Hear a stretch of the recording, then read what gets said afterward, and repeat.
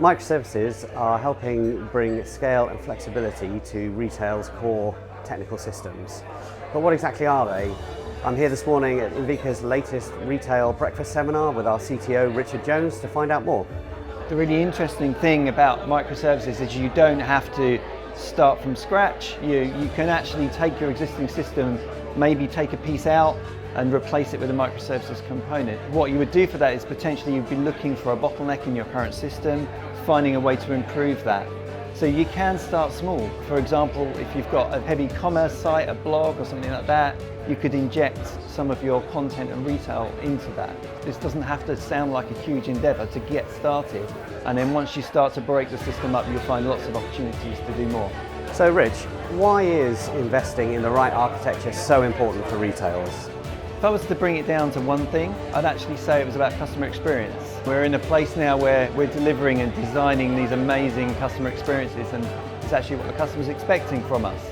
And you don't want to be in a place where your architecture restricts what you can do. So you really want to be able to have a flexible architecture that allows you to actually deliver the experience you're promising to your customers.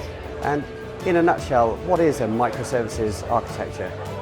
There's a number of definitions if you look it up, but I think the best way to explain it is to say what you're doing is you're using discrete different systems to perform specific functions. So for example, you might have a content system, a commerce system and a product information system as completely separate things. Or if you take it a little bit further, you might also have smaller component systems that do things like product configuration or pricing or tax or something like that. But either way, it's taking away from that large monolith traditional approach to smaller systems that do discrete things. Who would benefit from this kind of approach and why?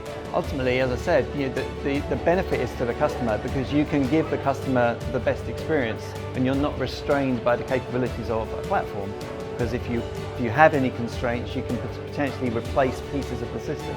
So it's great for customers, it's great for development teams because again, they don't have to work within the constraints of their systems. They can find the best of breed for each of the particular components they're looking for, and that's a great thing. It's also good for product owners and the business as a whole, because potentially what you can do is you can change the way your costing works. If you've got a particular performance bottleneck, you can implement microservices to solve that without having to scale your entire infrastructure.